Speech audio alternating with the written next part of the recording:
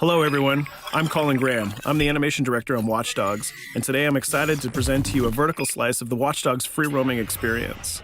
So actually, this is not a mission.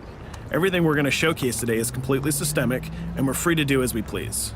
We start off in the wards, the low-income district of our interpretation of Chicago. When creating the world of Watch Dogs, we wanted to stay true to the city and give a unique flavor to each and every neighborhood, not only in terms of the architecture, but also in terms of the people that you'll encounter and what is happening in their day-to-day lives. In the wards, you'll see working-class citizens, rusty cars, gang members, abandoned houses, and low-grade pawn shops. It's really not the kind of place that you're going to want to be alone after dark.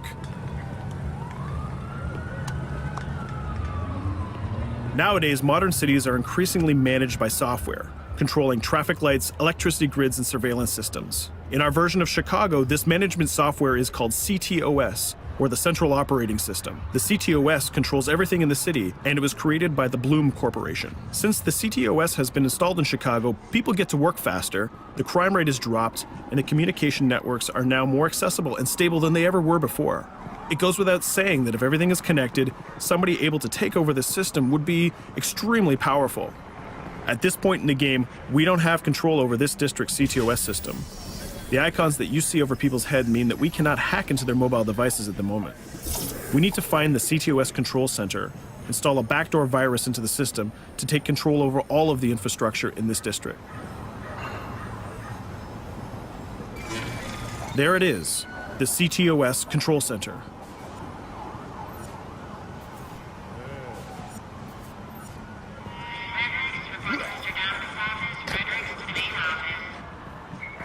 Watch it. You're walking someplace you got no business. It's heavily guarded.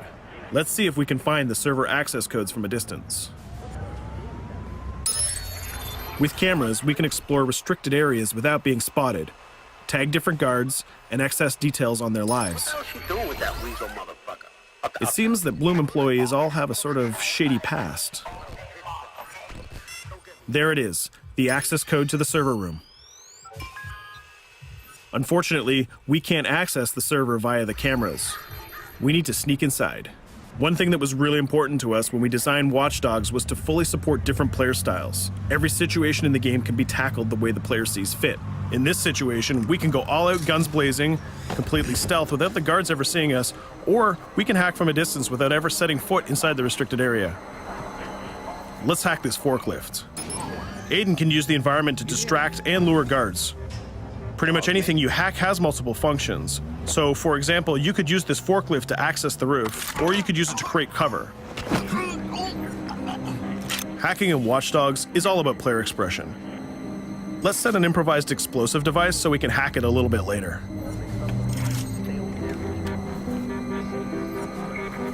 You'll also notice Aiden's low-profile stance. This indicates when the guards are unaware of our presence. We'll try to reach the upper level of the building to see if we can gain a vantage point over our opponents. Everything in the environment can be hacked, so we're going to make some dynamic cover. That's how you spend a day off. Some quality meat. We'll use this forklift to lure the guard towards our IED that we set earlier. Let's see how this plan unfolds. You're working them on.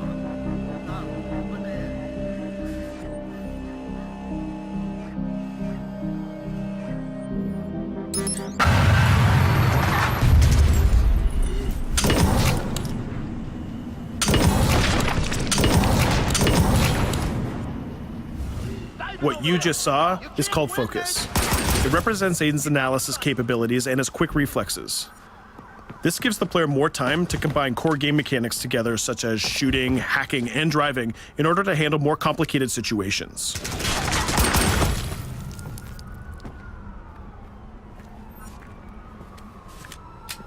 Now we can access that control room.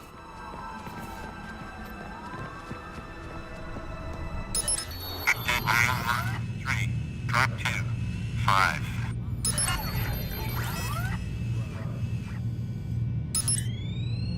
Now we'll be able to hack all of the devices connected to the CTOS within the districts. Thousands of cameras, traffic lights, the electricity grid, and most importantly, all of the citizen information profiles. We can also benefit from the Chicago Police Department Crime Prediction System, which uses facial and pattern recognition to spot potential criminals or potential victims. Since this is a pretty rough neighborhood, I'm pretty sure we're going to stumble on some suspected criminal activity pretty soon.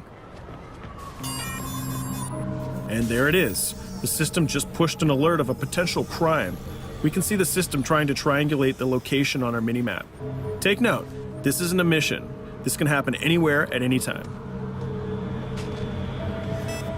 We've just spotted a potential victim. It's always up to the player if he wants to investigate or not, to take action or not. So let's see how this turns out. Yeah, you're right.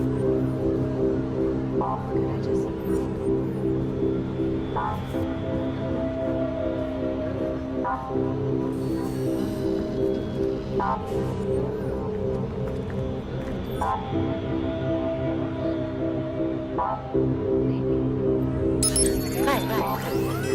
You think you're leaving me? Huh?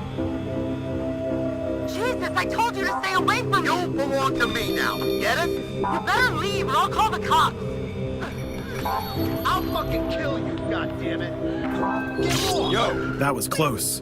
Good thing that we intervened. We managed to prevent the crime, but we triggered a chase. From here, the criminal's behavior is unpredictable. He can try to get away, shoot back at us, surrender, or call for backup.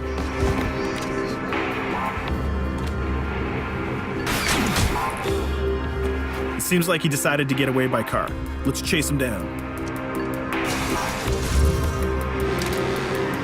In Watch Dogs, we have a wide variety of vehicles. Each one of them has their own unique properties and handling. Let's see how we can use the CTOS to our advantage to neutralize this criminal and leave the cops to deal with him later.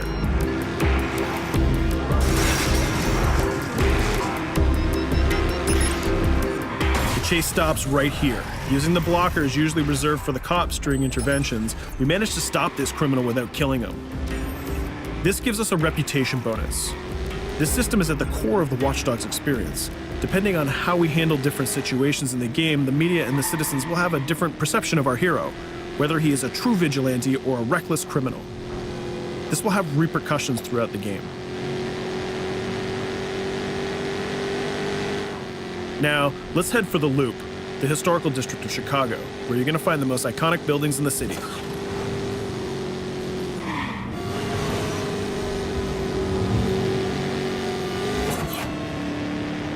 We're going to go to a gun shop to see what arsenal is available for players.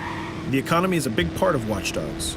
Players will be able to grow their arsenal with weapons and craft their tools in order to increase their power and their hacking abilities.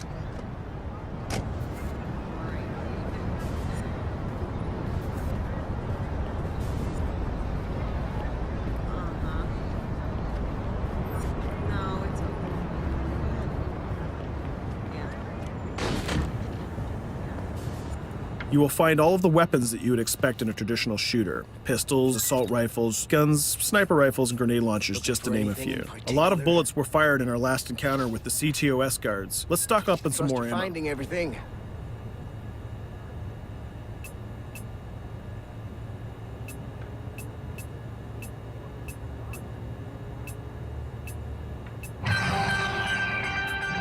As we mentioned earlier, the media keep track of your actions, and the citizens are going to react according to the perception that they have of you. Here, the media is reporting a crime in which you are the #1 suspect. The gun shop owner recognized you and decided to trigger a silent alarm to notify the police. Copy that. Possible one suspect presumed armed and dangerous. Police are now trying to locate the source of the threat using the surveillance system in the city, represented by the yellow circles on the minimap. Come in, PH3.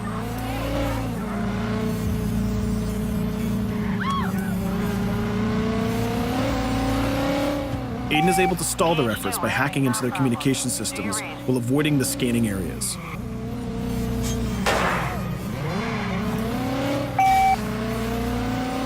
PH units, do you copy? Repeat, squad to all PH units.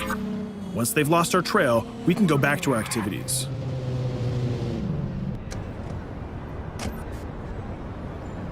One thing that Bloom did to win over the population of Chicago with the CTOS project was to install free Wi-Fi hotspots throughout the city. Free Wi-Fi is cool, but not very safe with someone like Aiden Pierce around. Hacking into this box is going to give us access to every device that's connected to it.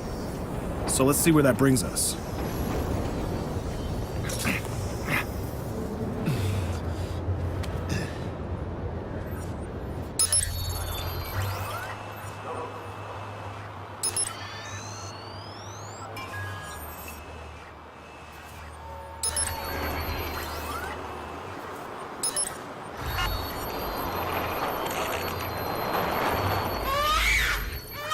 We just hacked into the webcam of a laptop. It seems that we're in the apartment of a mother and we can hear her baby crying in the background.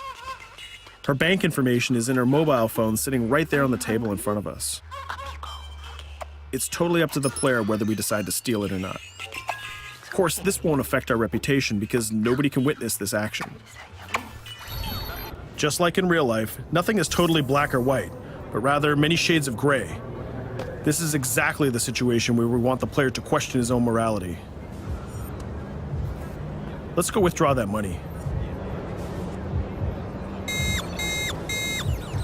If you think that you're alone, think again. Aiden is not the only hacker in town. Someone's trying to install a backdoor virus on Aiden's phone in order to steal a portion of the information that he's gathered through the game so far.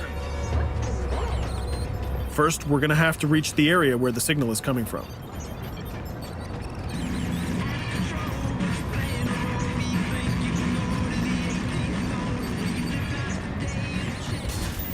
Using our profiler, we're going to try to identify the hacker before the installation finishes.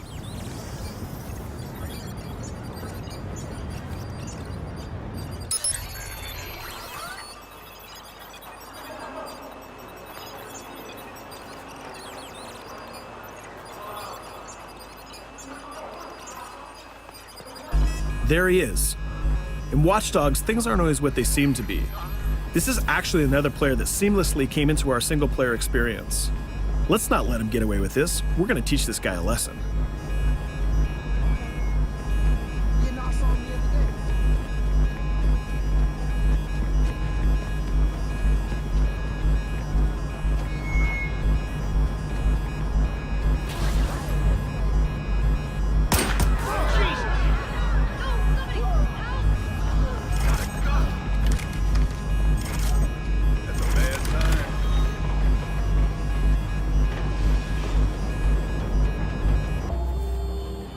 We stopped the hack, but the hacker managed to get away.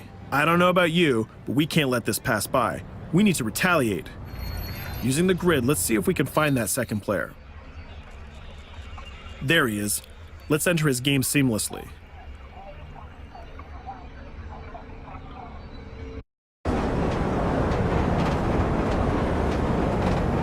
The second player is not yet aware of our presence. If we act carefully, he might think that we're one of the many NPCs in the city.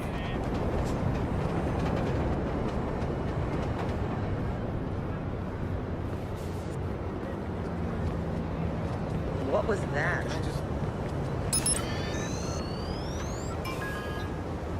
So let's find a place to hide and start hacking. What's going on?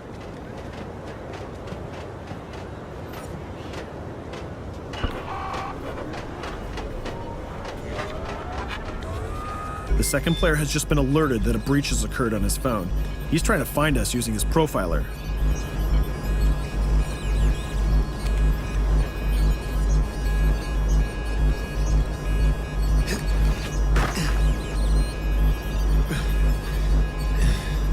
He's dangerously close. Let's hide in the car. We're spotted. Let's get out of there.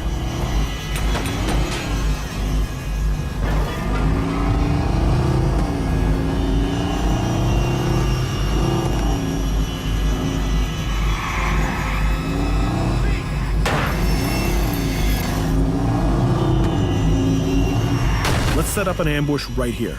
By dragging the other player back here into the alley, we make sure that no civilians get hurt during the firefight.